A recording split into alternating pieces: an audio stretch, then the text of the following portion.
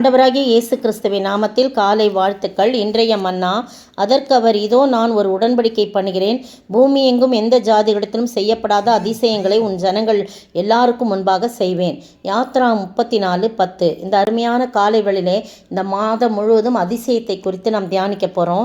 கர்த்தர் இஸ்ரவேல் ஜனங்கள் மத்தியிலே செய்த அதிசயத்தை குறித்து நாம் இன்றைக்கு பார்க்கலாம். பாருங்க, மோசே ஆண்டவர்கிட்ட ஜெபம் பண்ணுறார். ஆண்டவரே, இந்த ஜனங்கள் வணங்கா கழுத்துள்ள ஜனங்கள், நீங்கள் தான் இவங்க மத்தியில் எழுந்தரணும், எங்களை அக்கிரமம் பாவலாம் மன்னித்து எங்களை உமக்கு சுதந்திரமாக ஏற்றுக்கொள்ளும் அப்படின்னு சொல்லி ஜெபம் பண்ணுறார். ஏன்னா அந்த பொன்னாலான கன்றுக்குட்டியை மோசே வர தாமதமான போது ஆரோன்கிட்ட இந்த பொன்னாபரணம்லாம் கொடுத்து அதை செய்து அதை வணங்கி கொண்டிருக்கிறத கர்த்தர் பார்த்தாரு.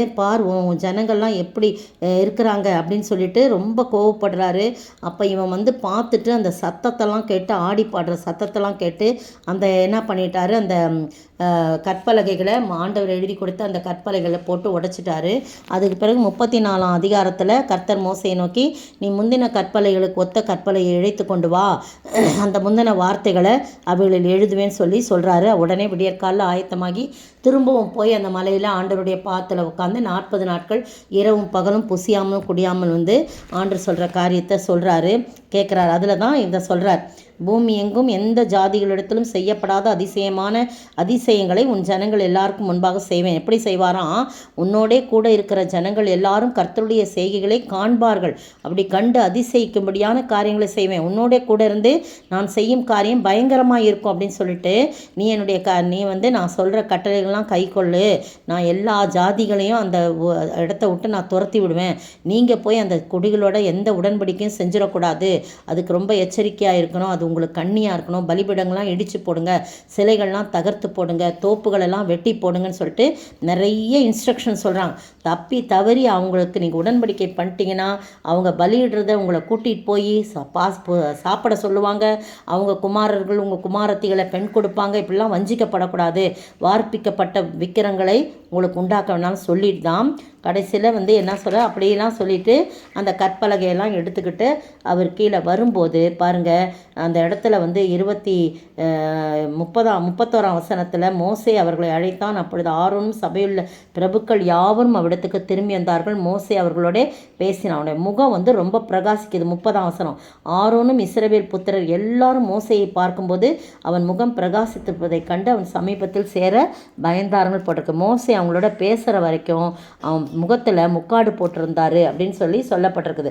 இந்த அருமையான வேளையிலே நீங்களும் நானும் ஆண்டவருடைய சமூகத்தில் காத்திருக்கும் போது அதிசயங்களை அவர் விளங்க செய்ய வேண்டும் என்றால், அதிசயம் நம்முடைய வாழ்க்கையில் நடைபெற வேண்டும் என்றால் அவருடைய சமூகத்திலே நாம் காத்திருக்க வேண்டும், தாழ்மையோடு காத்திருக்க வேண்டும். அது மாத்திரமல்ல, அவர் சொன்னபடியெல்லாம் நாம் செய்ய வேண்டும், கீழ்ப்படிய வேண்டும். எவ்வளவு கஷ்டம், எத்தனை தடவை ஏறுறதும் இறங்குறதுமா மோசே இருக்கிறார். அவளெல்லாம் செஞ்சார். அது மட்டும் இல்லை, அவர் சொன்ன கற்பனைகளை எடுத்துக்கொண்டு ஜனங்களுக்காக பரிந்து பேசுகிறார் மனுஷனாக. இந்த மோசே அடிக்கடி இந்த ஜனங்களுக்காக, ஆண்டவரே கோபப்பட்டுலாதீங்கப்பா, இந்த ஜனங்க பாவம், வணங்கா கழுத்துல ஜனங்கள் தான், நீங்கள் தான் அவங்கள காத்துக்கணும்லாம் நிறைய பரிந்து பேசுவார். அதனால தான் அவன் மோசே ஆண்டவருடைய பாதத்திலே உட்கார்ந்து 40 நாட்கள் அவருடைய முகத்தையே தரிசித்தபடினால் அவருடைய முகம் பிரகாசமாக இருந்ததுடைய வாழ்க்கையிலே அவர் மூலமாக அநேக அதிசயங்களை கர்த்தர் செய்தார். அப்படிப்பட்ட அதிசயத்தை நாம் பெறும்படியாக ஆண்டவருடைய பாதத்தில் அமர்வோமா, அவருடைய சொல்லுக்கு கீழ்ப்படிவோமா, தேவனை நோக்கி ஜெபம் பண்ணுவோம். உன்னை அதிசயம் காண செய்வே, நீ அற்புதம் கண்டிடுவாய் என்று வாக்களித்தார் தேவன், இன்று நிறைவேற்ற வந்துவிட்டார். வழி நடத்தும் அதிசயம் நடந்திடுமே, காரிருளில் பேரொளி வீசிடுமே, வனாந்திரமே வழியாய் வந்தாலும் வல்லவரின் கரமே நடந்திடுமே, வனாந்திரமே வழியாய் வந்தாலும் வல்லவரின் கரமே நடத்திடுமே. ஸ்தோத்திரிக்கிற ஆண்டவரே, துதிக்கிற ராஜா, உம்முடைய கரம் எங்களை நடத்திருக்காய். ஸ்தோத்திரம். இஸ்ரவேல் ஜனங்களை மோசையை கொண்டு நீர் வழி நடத்தி அதிசயங்களை காண செய்தீர். பயங்கரமான அதிசயமான காரியங்களை அவர்கள் கண்டார்கள். நாங்களும் கூட அப்படி காணும்படியாக உம்முடைய சமூகத்திலே மோசே காத்திருந்தது போல காத்திருந்து தொடர்ந்து உம்முடைய வார்த்தைக்கு கீழ்ப்படிந்து நடக்கும்போது எங்களுடைய முகம் பிரகாசிக்க செய்வீர், எங்களுக்கு அதிசயமான காரியங்களை செய்வீர். அப்படிப்பட்ட ஆசீர்வாதத்தை நாங்கள் ஒவ்வொருவரும் பெற்று வாழ நீர் கிருபை செய்ய வேண்டும் என்று கர்த்தரும் மீட்பரும் ராஜாமா இயேசு கிறிஸ்துவின் விலையேறப்பட்ட நாமத்தில் ஜெபிக்கிறேன் பிதாவே, ஆமீன். 30ஆம் தேதிக்கான பதில்: விக்கிரகங்களுக்கு படைத்த அசுசியானவைகளுக்கும் வேசித்தனத்துக்கும் நெருங்குண்டு செத்ததிற்கும் இரத்தத்திற்கும் விலகி இருக்கும்படி அவர்களுக்கு நாம் எழுத வேண்டுமென்று நான் தீர்மானிக்கிறேன். அப்போஸ்தலர் 15:20. இன்றைக்கான 5 கேள்விகள். 4 கேள்விகள் பழைய கேள்விகள், இன்றைக்காக ஒரு கேள்வி. 1.